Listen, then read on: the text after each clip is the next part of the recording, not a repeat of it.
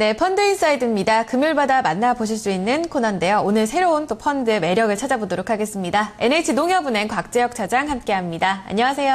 안녕하십니까. 네, 오늘 어떤 매력적인 펀드를 가지고 오셨나요? 네, 이번에는요, 그 중위험 중수익 펀드 중에서는 좀 최첨단 상품이라고 할 수 있어요. 이제 글로벌 멀티셋 펀드를 소개시켜드리려고 합니다.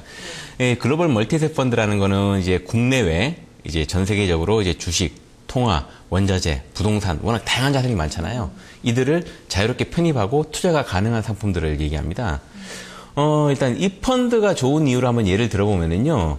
만약 투자 대상을 우리가 이제 과거처럼 좀 국내에만 한정한다고 봤을 때는 예를 들어 1998년도 외환위기나 2008년도 글로벌 금융위기 같은 대형 사고가 터졌을 때 보면은 뭐 주식은 물론이고 뭐 대한민국 정부가 발행한 국채 가격도 막 떨어지잖아요. 그죠? 즉 한마디로 뭘 해도 이렇게 손해를 보니까 투자할 게 없는 게 현실인데 하지만 이럴 때 만약에 투자 대상을 좀 세계로 넓혔다 그러면 얘기가 달라지죠. 분명 한국 증시에서 빠진 돈은 어디론가 흘러가지 않았겠습니까? 그렇죠. 뭐 예를 들어서 이제 미국 국채나 금 시장 같은 게 이제 대표적인 사례가 될 수 있죠. 예. 즉 세계적인 금융위에도 이런 시장들은 수익의 기회를 분명 제공해 주지 않았습니까? 즉 글로벌 멀티셋 전략을 잘 구사하면은 안정적이면서 높은 수익을 낼 수 있는 그 이유가 바로 이제 이런 데 있는 거죠.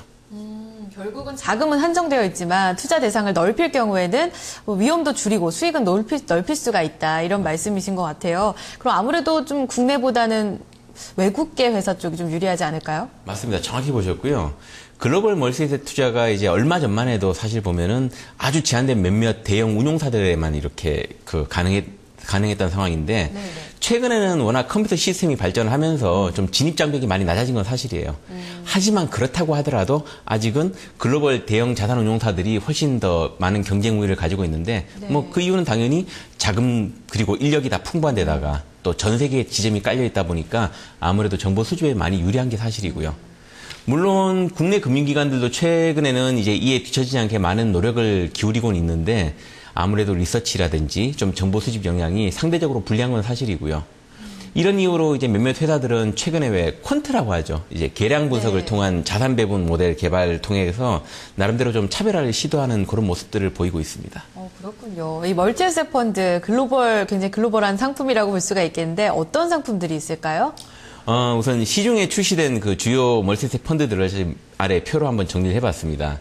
뭐 수익률은 이제 6개월 기준으로 해서 한 5%에서 7% 전후를 지금 기록하고 있는데요. 뭐 연간 수익률은 좀 다소 편차가 있는 걸 보실 수 있어요.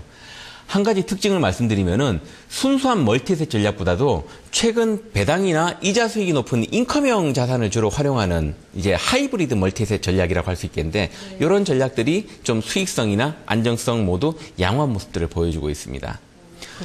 이제 하이브리드 전략을 쓰는 즉 인컴 투자를 병행하는 이런 펀드들 중에서는 아래 보시다시피 슈로더 글로벌 멀티에셋 인컴 펀드하고 블랙록 글로벌 멀티에셋 인컴 펀드가 최근 1년간 보면은 한 10에서 11%대의 지금 높은 수익률을 기록하고 있고요. 그리고 변동성도 뭐 한 3.7에서 4.3% 수준으로 꽤 안정적인 모습들을 보여주고 있습니다. 반면 이제 순수 멀티셋 전략으로 지금 운용하는 펀드들 중에서는요.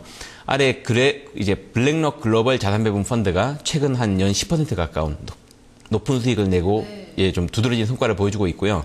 뭐 그 외에 삼성 미국 다이나믹 자산 배분 펀드도 최근 미국이 좋아지다 보니까 아무래도 수익률이 양호하게 나타났고 그 밑에 뭐 NHCA 글로벌 매크로 펀드도 올 초 좀 불안한 모습을 보이긴 했는데 또 이후 수익률을 회복하고 곧잘 이렇게 수익을 내는 모습을 볼 수 있을 겁니다. 적게는 4%지만 많게 지금 보면 11%까지 수익을 내고 있어요. 맞습니다. 우선 첫 번째로 뭐 수익성이라든지 또 뭐 과거 성과는 앞서 보신 바와 같이 뭐 워낙 양호한 걸 딱 눈으로 확인할 수 있고요.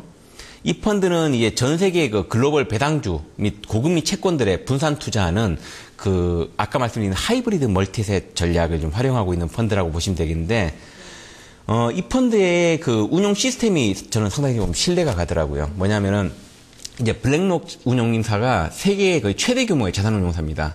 이 거대한 자산운용사가 이 펀드를 운용할 때는 그 자체적인 글로벌 네트워크가 다 같이 모여서 이제 자산 배분을 결정한다고 그래요. 그만큼 이제 회사의 자원을 최대한 이 펀드의 운용에 있어서 활용을 하고 있다는 점이 제가 볼 때는 이제 운용 시스템상 좀 믿음이 가는 부분이 하나 있었고요. 덧붙여서 현재 지금 그 포트폴리오 구성 현황을 보게 되면은 이런 배당주나 고금리 채권 종목이 한 1,000개 이상으로 이렇게 분산돼 있다 그래요. 저번에도 말씀드렸지만은 분산이 많이 되면 될수록 그만큼 더 안정적이기 때문에 예. 타 펀드에 비해서 보다 높은 안정성이 기대되는 점도 이 펀드를 선택한 이유 중에 하나다라고 말씀드릴 수 있습니다. 그렇군요. 안정성을 놓치지 않으시는 것 같아요. 투자할 때 그렇다면 좀 유의해야 될 사항도 분명히 있겠죠. 어떤 부분일까요? 일단 글로벌 멀티에셋 펀드는요. 자산 배분 외에도 그 과거의 롱숏 펀드처럼 투자 대상보다는 운용 방식에 의해서 중위험 중수익 구조가 만들어지는 펀드입니다. 따라서 멀티에셋 펀드 투자의 성공 여부도 이제 아무래도 전 세계를 대상으로 정보를 수집하고 투자를 수행할 수 있는 운용사의 역량이 첫 번째 중요할 테고요. 그와 더불어서 펀드의 운용 전략 그리고 운용 시스템의 우수성이 얼마나 뛰어난가가 역시 이 펀드의 성패를 좌우한다고 볼 수 있어요.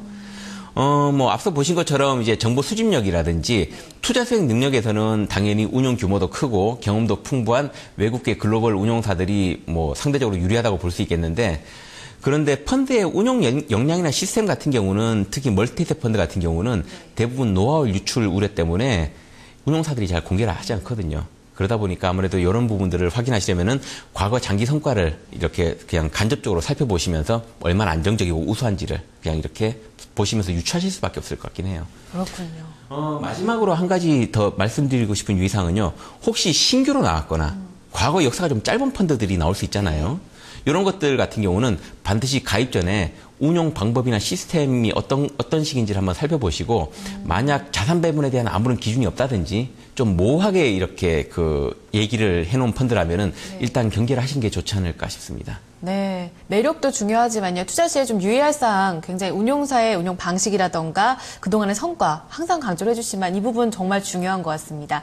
오늘은 글로벌 멀티에셋 펀드에 대해서 살펴봤는데요. 오늘 말씀 여기까지 듣도록 하겠습니다. 차장님 감사합니다. 감사합니다. 네, 마켓인사이드 2시간 함께 하셨습니다. 코스피 계속해서 보합권 등락입니다. 엎치락 뒤치락 2075포인트 선 전후 등락이고요. 코스닥은 540선 지금 현재 터치했습니다. 안착시도 계속해서 나서는 모습입니다. 자, 종목에 대한 고민 있으시다면요. 02-2128-3388번으로 전화 주시길 바라겠습니다. 오후 4시 종목 카운슬러가 함께 해드립니다. 자, 오후장에서도 성공투자 전략 세우시면서 이번 주 마무리 즐겁게 하시고요. 저는 다음 주에 뵙겠습니다. 즐거운 주말 보내세요.